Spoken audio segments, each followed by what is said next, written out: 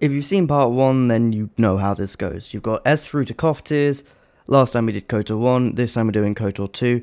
Mandalore T3 and HK47 were already covered in part 1, so go watch that for their rankings. With that out of the way, let's get this show on the road.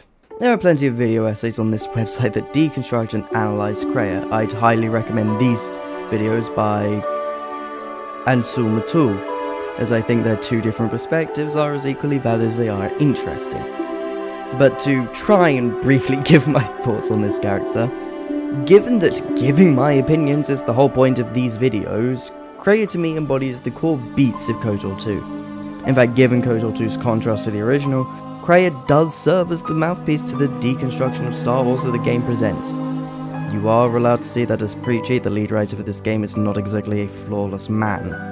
Elements of her can be seen in a couple of other characters in modern Star Wars, namely Luke from The Last Jedi and Baylan Skoll from the Ahsoka show, with both being disillusioned with the Jedi Order as a whole and deciding it ought to remain a relic of the past, though Baylan takes a much more destructive path as a result of that belief, which is more akin to Kreia. Whether or not these two characterizations were inspired by Kreia, or just so happen to be coincidences, can be up to interpretation unless Johnson or Filoni explicitly state otherwise.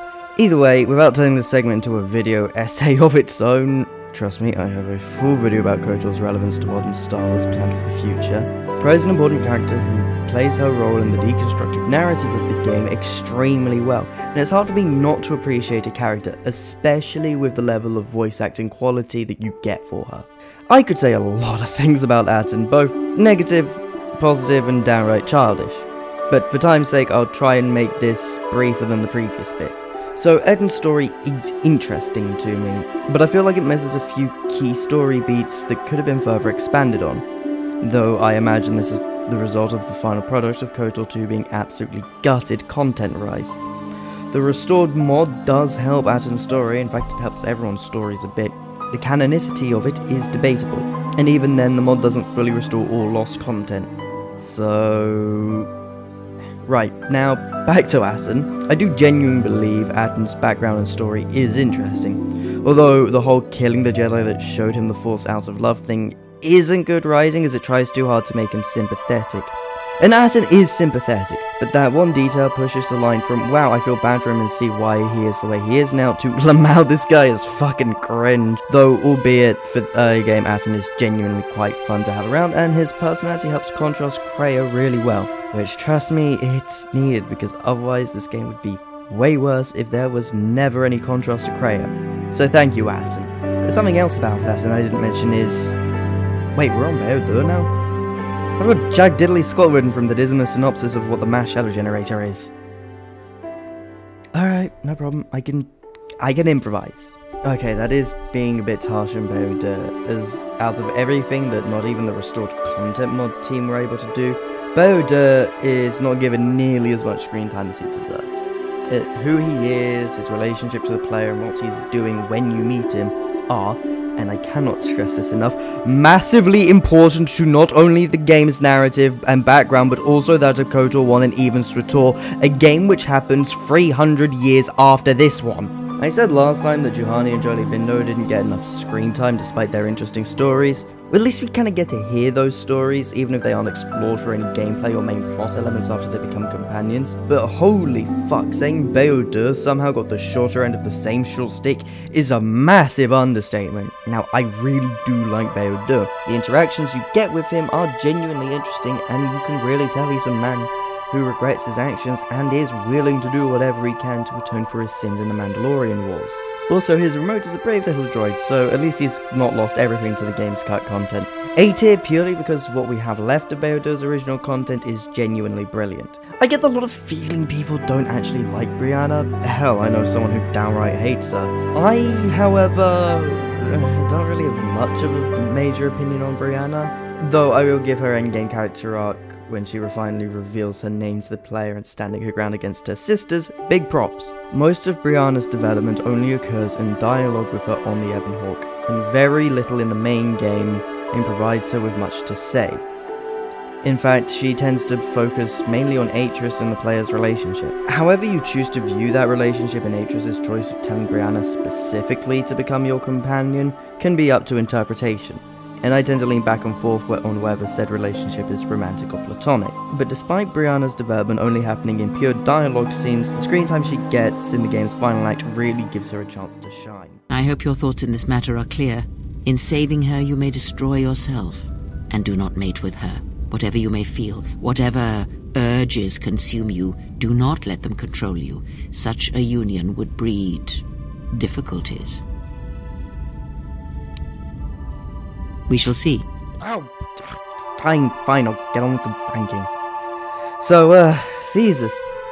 Yeah, I feel like she's a pretty good character. What, you wanted more than that?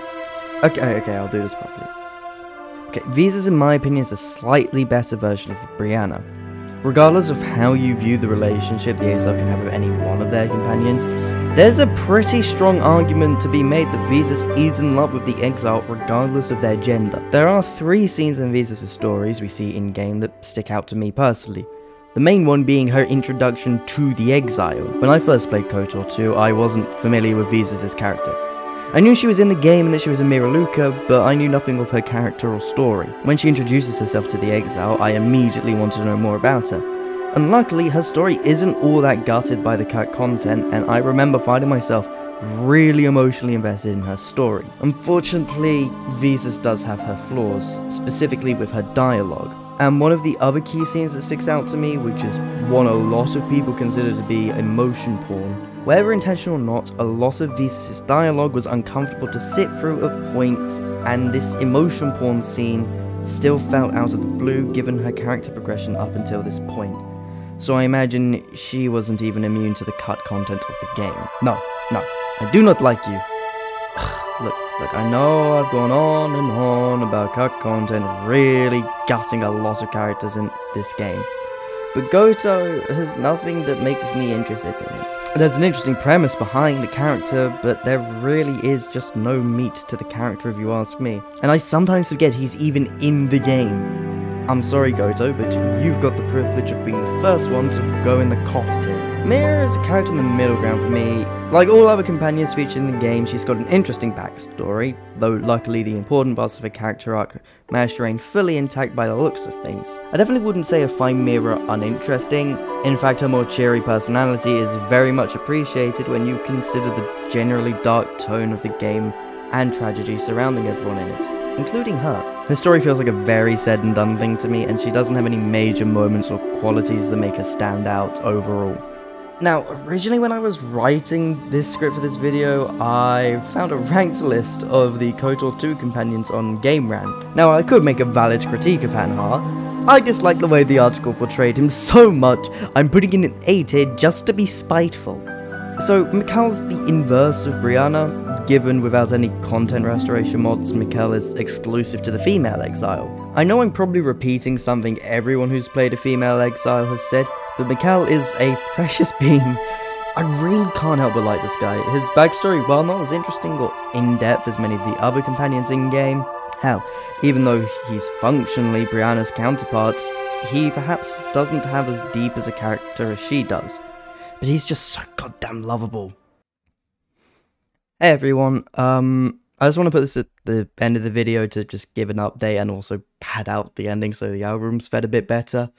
So I just kind of want to talk about what's going to happen over the next few months of this channel. I know a lot of people have recently flocked to the channel over the past couple of months, especially with some of the short stuff that I've been doing. Just kind of general VA stuff for the sake of it, because that's very easy to do. But I just want to say that you're going to have to put up with these tier list videos for a couple more months, unfortunately. This video will probably go up in June. If I'm not mistaken, it'll go up some point in mid-June. If not, I might put it out at the end of May, depending on how I feel about it. But essentially, what the situation is that I'm going to be going home for most of June, July, and August. So I'm not actually going to be at my PC for a while. And then I'm also moving out of university accommodation into an actual house in August. So essentially, I'm not going to actually be at my PC for a while, so I can't edit or make videos for a while. So I'm essentially trying to cram everything in over the next couple of weeks that I have left. so it's going to be very kind of rushed-ish content. It's still all scripted, I still write the script, it's still all my opinions and stuff, but I can't promise anything normal, if that makes sense. I want to return in September properly with, I want to return in September with another video essay on, not a Skyrim mod this time, but I actually want to talk about Pokepark 2. I've got some drafts of that script already, so hopefully I will be able to make that in September, because I really just want to make a video on that game. Besides that, there's not really much else I can say. I'm gonna be gone for 4 months, but yeah, I hope you guys are okay with what I'm putting out for now. Yeah, hopefully this bides your time over for the next 4 months, Jesus Christ. And see you then. Bye.